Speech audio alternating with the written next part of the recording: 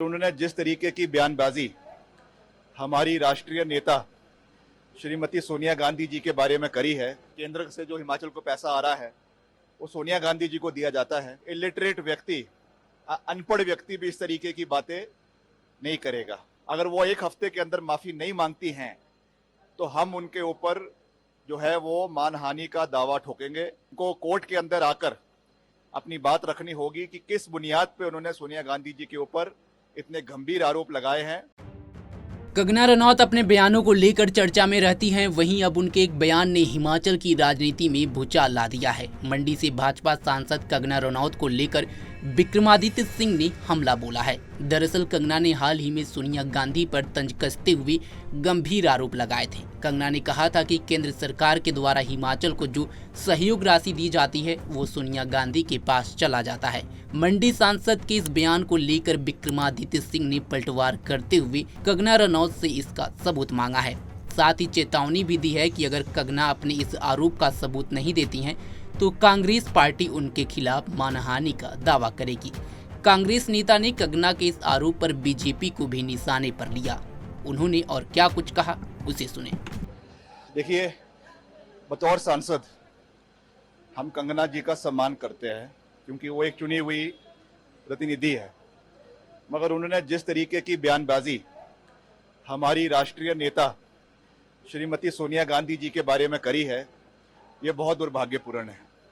और जिस तरीके की उन्होंने बात कही कि हिमाचल का जो सहयोग है, जो पैसा है, केंद्र से जो हिमाचल को पैसा आ रहा है वो सोनिया गांधी जी को दिया जाता है। मैं समझता हूं कि कोई इलिटरेट व्यक्ति, अनपढ़ व्यक्ति भी इस तरीके की बातें नहीं करेगा। या तो वो हमको दस्तावेज दिखाए कि किसके बेसिस पे उन्होंने इस तरीके की बयानबाजी दी है।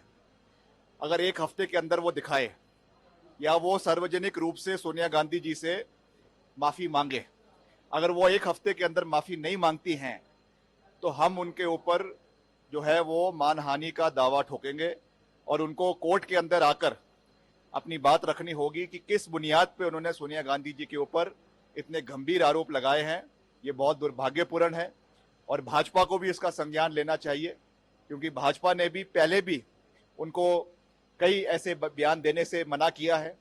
क्या ये भाजपा की जानकारी से इस तरीके के बयान दे रही हैं या खुद ये बयान दे रही है, इसका संज्ञान भी भारतीय जनता पार्टी को लेना चाहिए। नहीं, मैंने ये कहा है कि जितने भी संगठन हैं, जितने भी संस्थान हैं, उनके अंदर समय के ऊपर रिफॉर्म्स आने चाहिए, क्योंकि जिस तरीके से प्रदेश के अंदर एक माहौल बना है उसको ठीक करना हम सबका दायित्व है और उसके लिए हम पूरा प्रयास कर रहे हैं। मैंने विधानसभा के अंदर भी कहा कि सब चीज़ें कानून के दायरे में रहकर ही होगी, मगर प्रदेश के लोगों की जो एक कहीं ना कई प्रश्न उठाए जा रहे हैं, उसके लिए पारदर्शिता लाना, ट्रांसपेरेंसी लाना हर संगठन के अंदर, हर बॉडी के अंदर, हर रिलीजियस बॉडी के अंदर बहुत आवश्यक होता है।